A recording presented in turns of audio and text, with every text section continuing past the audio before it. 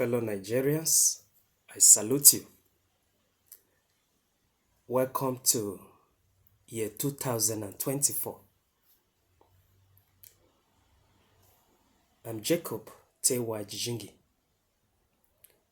I'm the convener, New Nigeria Agenda.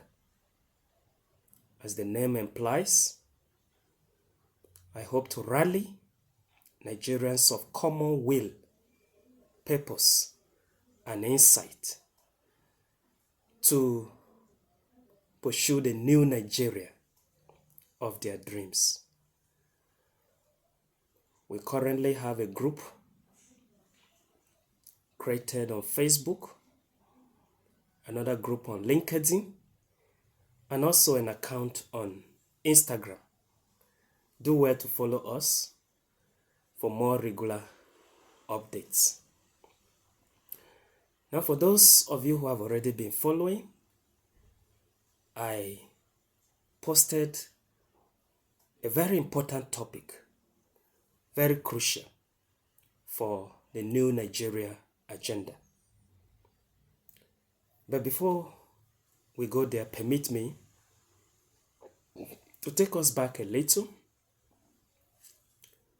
We all saw everything that went on with the February 25, 2023 presidential election and even the other elections that followed. We saw the resilience and determination of Nigerians across different divides, and especially the women and youth, to effect positive, meaningful, lasting change in the politics and governance of their country. That message is still very loud and clear. But having said that, we can also see how some politicians were still able to find a way to hijack and twist the electoral empire, security agencies, and even the judiciary to do their bidding. So why am I buttressing that? I'm one person that believes that Nigerian citizens, and especially women and youth, should not wait for only election time to effect change or make the impact they desire. The politicians will always play smart. As you wait for another election time to come, when that time comes, you discover they're already miles ahead of you. And so I believe that instead of waiting till election time, Nigerian citizens, and especially women and youth, should stay meaningfully engaged around political discourse, around dialogue on governance. They should stay engaged around the clock, 24/7, 52 weeks, 12 months, all year round. And so, this was what prompted me to write that piece titled, How Nigerians Can Remain Politically Relevant and Play Significant Roles Between Now and the Next Election. I presented 5 strategies, but I'll be speaking on just one in this video. So here's the first strategy: the people's power of recall. The people's power of recall.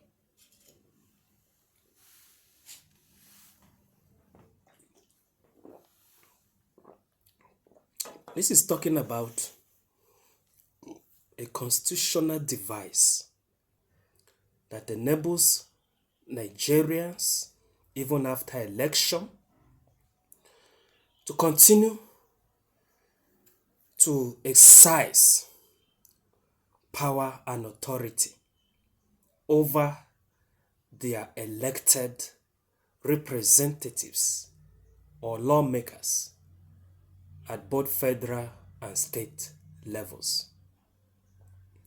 What it means is that even after we have elected someone to represent us in the National or State Assembly, if at any point we have lost confidence in the person and we are no longer satisfied with the performance of the person, we can sack that person and replace the person.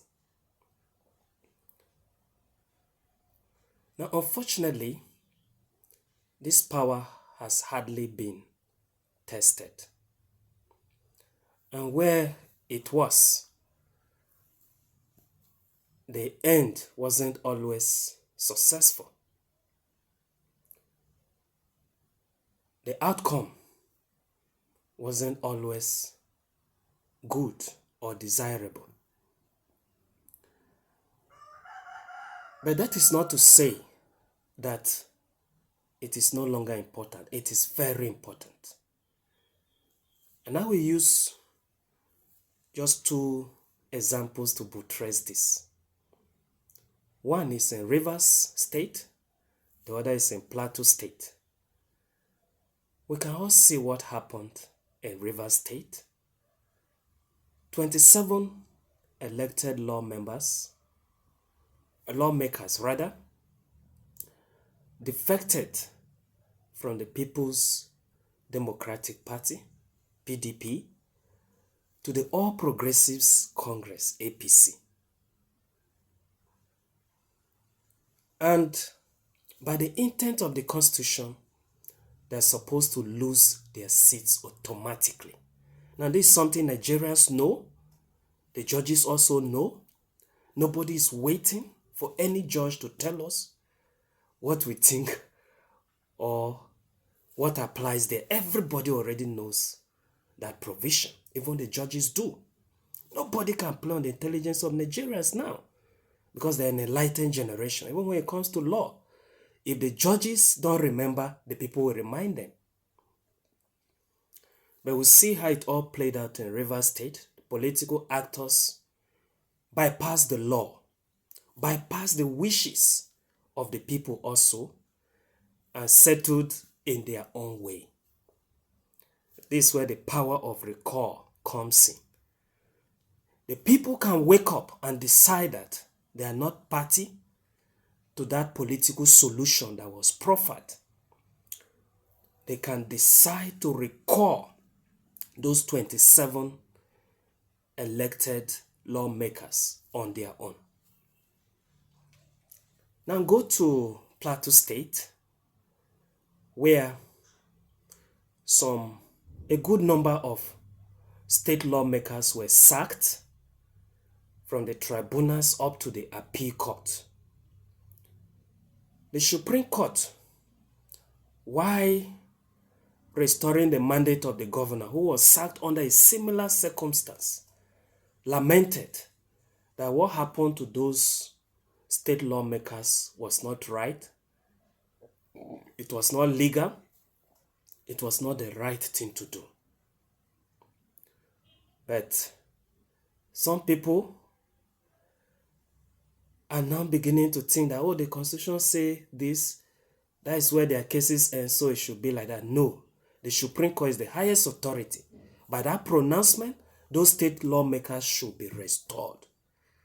Or the people power of recall over those who are illegally being put there. And so this is where we take a break for now. See you next time. Thank you for listening.